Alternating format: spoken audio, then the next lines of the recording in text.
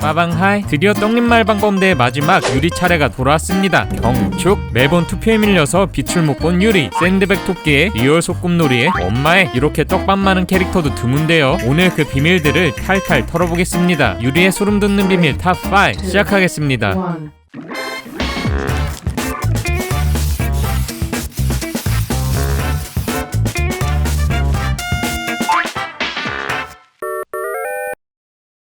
이제는 아재들 기억 속에나 어렴풋이 남아있는 유리의 과거. 이랬던 유리가 이렇게 변했습니다. 초창기의 유리, 지금은 상상할 수도 없는 순한 캐릭터였죠. 물론 이제는 라떼 이야기일 뿐, 지금은 세계관 최강의 포악함을 자랑합니다. 지난 영상에서 소개했던 짱아대란, 짱아가 태어나면서 대부분의 캐릭터성이 변했던 그 사건. 이때 유리도 철수와 함께 하차할 뻔했다는 거 아셨나요? 짱구는 독보적인 빌런, 철수는 부잣집 잘난 척하는 모범생, 맹구는 4차원 신비주의, 훈이는 찌질한 호구 컨셉, 박자의 확실한 컨셉이 있었는데요. 유리는 순딩이 홍일점 말고는 뚜렷한 캐릭터성이 없었기 때문이죠. 뭔 일만 생기면 훈이 따라 우는 역할 정도. 개성 없는 캐릭터성과 함께 비중은 공기 수준이었습니다. 이랬던 유리가 화려하게 재탄생했으니 샌드백 토끼 에피소드 기점으로 엄마 성격이 대물림됐다는 설정이 추가됩니다. 그리고 급격하게 흑화되죠. 결국엔 이렇게. 와! 다행히 분량은 엄청 늘어났는데요. 이 부작용으로 뇌가 막장화됐습니다. 19금 각본으로 막장계 새 지평을 열었죠. 참 내용 보면 아동용 애니에 나와도 되는 게 맞나 싶을 정도입니다. 하지만 우리나라 버전은 순한 맛이라는 것. 닭살 커플이 나왔던 이 에피소드는 흔한 아버지와 아들의 가정불화 정도로 나왔는데요. 본판은 유리를 사이에 둔 남편과 불륜남의 치정 싸움. 대사 보세요. 상황이 이렇다 보니 소꿉놀이 나올 때마다 학부모들 항의가 장난 아니었다고 하죠.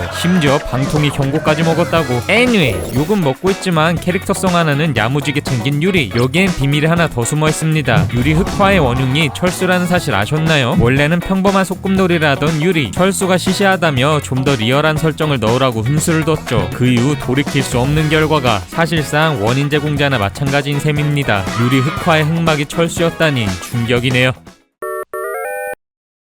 유리 흑화의 가장 큰 피해자 떡잎말방범대? No, 아마 샌드백 토끼일 겁니다. 막장계의 샛별 유리. 과거에도 취향 한번 독특했는데요. 원래는 미망인 제니라는 인용의 덕후였죠. 그러던 어느 날 장난감 가게에서 샌드백 토끼를 발견합니다. 이 녀석의 가격은 35,000원. 하지만 그 값으로 치르기엔 너무 큰 고통을 겪었죠. 과거엔 유리 엄마한테만 뒤지게 맞던 이 토끼. 유리 흑화 후엔 모녀에게 쌍으로 맞습니다. 그래도 다행인 건 친구들이 다양한데요. 코브라 꺾기용, 사자 굳히기용, 새우 꺾기용, 암바용, 울트라 타이거 백브레이크용, 수플렉스용, 그리고 그날따라 기술용, 심지어 긴급 빡침용 에어백 토끼도 있습니다. 워낙 많이 사재끼다 보니 이 인형 회사의 VIP라고 하죠. 이 회사에서는 유명 인사인데요. 많이 사기도 하지만 상품평을 독특하게 써내기 때문입니다. 부드러운 감촉의 신제품이 출시되자 대부분은 부드러워서 좋다고 상품평을 남겼는데요. 유리 엄마는 감질난다고 악플을. 인형이 감질난다니 무슨 표현이지? 회사에서는 알턱이 없었죠. anyway, 집에서도 맞고 유치원에서도 맞고 식당에서도 맞고 기구한 운명의 샌드백 토끼. 참다 못해 제대로 흑화해버립니다. 때는 붉은 날이 하늘에 뜬 날, 유리모녀에게 당근 주스 심부름을 시키고 어깨를 주무르게 하고 겁에 질리게 만들죠. 하지만 이건 시작에 불과했으니 가면 갈수록 호러 영화가 되는데요. 꿈속에 침입해서 계속 때려달라고 하는 건 기본. 이제는 유리의 신체까지 강탈하려 합니다. 이 장면은 언제 봐도 소름. 이 에피소드를 다 본 사람들은 궁금해할 만한 것. 대체 이 붉은 달은 뭐지? 꼭 붉은 달이 뜰 때만 등장하죠. 보름달이 뜬 날엔 유리모녀를 완전히 지배했습니다. 샌드백 토끼 그리고 붉은 달은 어떤 관계가 있는 걸까요? 이 비밀은 미방영분에 등장합니다. 오늘도 어김없이 샌드백 토끼를 구타하는 유리. 신나게 때리고 있는데 어디선가 섬뜩한 목소리가 들려옵니다. 유리는 깜짝 놀라서 경악, 뒤로 까당하죠. 샌드백 토끼는 말을 이어가다가 충격 사실을 고백합니다. 나는 외계인이라고.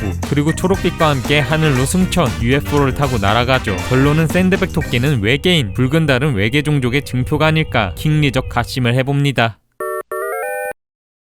유리네 집엔 비밀이 하나 더 있습니다. 흰둥이가 짱구네 집에 왔던 전설의 에피소드. 우리는 유리의 대사를 유심히 들어야 하는데요. 우리 집은 고양이가 있어서 못 키워. 와? 고양이? 네, 유리네는 고양이를 키웠죠. 그것도 무려 7마리나요. 고양이를 잃어버려서 짱구랑 같이 찾는 에피소드도 있었다는 사실. 해가 질 때쯤이야 겨우 찾아서 사이좋게 집에 들어갑니다. 이 고양이의 이름은 미미. 엄마 고양이 포함 6마리를 더 키운 셈이죠. 유리네 집에 고양이가 있다는 설정은 꽤 오랫동안 유지됐는데요. 길 잃은 고양이의 주인을 찾는 에피소드에서 대에서도 이미 고양이를 키우고 있다. 다음엔 토끼를 키울 것이니 데려갈 수 없다고 했습니다. 고양이를 키웠던 건 확실한 것 같네요. 하지만 언제부턴가 언급조차 되지 않는 고양이들, 그 많은 고양이들은 어디 간 걸까요? 이 비밀은 쉽게 해서 밝혀집니다. 이 에피소드에서도 버려진 고양이가 등장하는데요. 유리한테 데려가는 게 어떻냐고 하자 고백하죠. 고양이를 두고 여행 가기가 불편해서 키우지 않기로 했다고. 친척집으로 입양시켰다는 게 학계의 점심입니다. 그 이후로는 반려동물을 키우지 않는 설정으로 굳어졌는데요. 원래도 등장도 별로 없었고 설정 오류로 두긴 뭐해서 이런 설정을 추가한 것 같습니다. 유리가 냥이 키우는 얘기도 나오면 재밌었을 것 같은데 아쉽네요. 알고 보니 엄청난 스펙의 짱구아빠, 대기업 계장에 2층짜리 마당 딸린 집에 자가용까지. 대출이 많다고 내려치기 당하는 현실이지만 누가 집을 대출 없이 삽니까? 지금 보면 대단할 따름이죠. 하지만 이보다 더 대단한 스펙의 소유자가 있었으니 바로 유리아빠. 한번 살펴볼까요? 먼저 유리네 집, 역시나 2층 집입니다. 딱 봐도 짱구네보다 실평수가 20%는 커 보이는데요. 차고도 훨씬 널찍하고 고급스러워 보이죠. 집 내부도 마찬가지입니다. 유리는 짱구와 달리 개인방을 갖고 있는데요. 엄청 넓은 데다가 침대까지 가지고 있죠. 이뿐인가요? 유리의 말에 따르면 능력도 좋은 것으로 묘사됩니다. 정확히 무슨 일을 하는지는 안 밝혀졌지만 회사도 중심지에 있는 대기업이라고 하죠. 유리 엄마가 짱구 엄마보다 한 살 어린 점, 짱구 아빠가 술 취했을 때 대뜸 반말하는 점을 봤을 때 짱구 아빠보다 어린 것으로 추정되는데요. 반면에 직급은 더 높은 과장입니다. 짱구 아빠 연봉이 6천가량이니 유리 아빠 연봉은 최소 그 이상인 셈이죠. 동생도 없지, 반려견도 없지, 살림살이가 훨씬 여유로울 수밖에 없는 겁니다. 평소 유리 엄마 먹는 것 보면 알 수 있는데요. 맨날 고급 간식만 먹는 데다가 고기는 대부분 최고급 한우이죠. 짱구네 도시락이랑 퀄리티 차이 좀 보세요. 물론 다 짱구 입으로 들어갔지만요. 유리 아빠의 취미생활도 한 럭셔리합니다. 바베큐장에서 캠핑 기분 내겠다고 초고급 캠핑용품들로 풀세트를 맞춰오지 않나. 비싼 취미로 유명한 천체 관측도 하고 있습니다. 이것도 초고급 장비이죠. 스펙도 스펙인데요. 성격도 엄청 좋습니다. 짱구가 민폐 끼쳐도 화 한 번 낸 적 없고요. 언제 만나도 반갑게 맞이해주죠. 완벽남 그 자체이네요.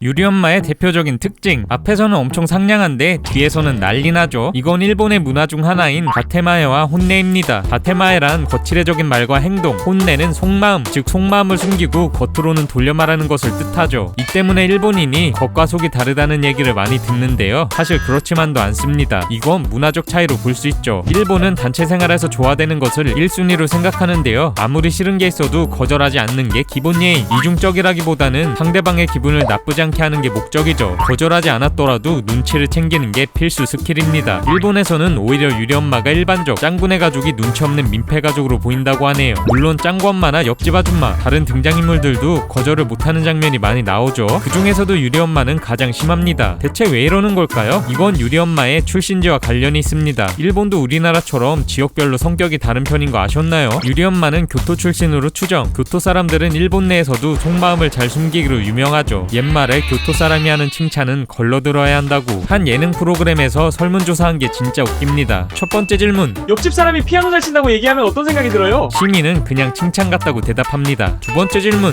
만약 이 사람이 교토 사람이라면? 절대 칭찬 아니고 시끄러우니까 작작 좀 치라는 뜻일 거라고. 이외에도 주옥 같은 짤이 넘쳐나죠. 유리 엄마를 보면 그냥 거절하면 되지 왜 저렇게 당하지? 조금 오바스럽다는 생각이 들었는데요. 이런 문화적 차이가 있었네요.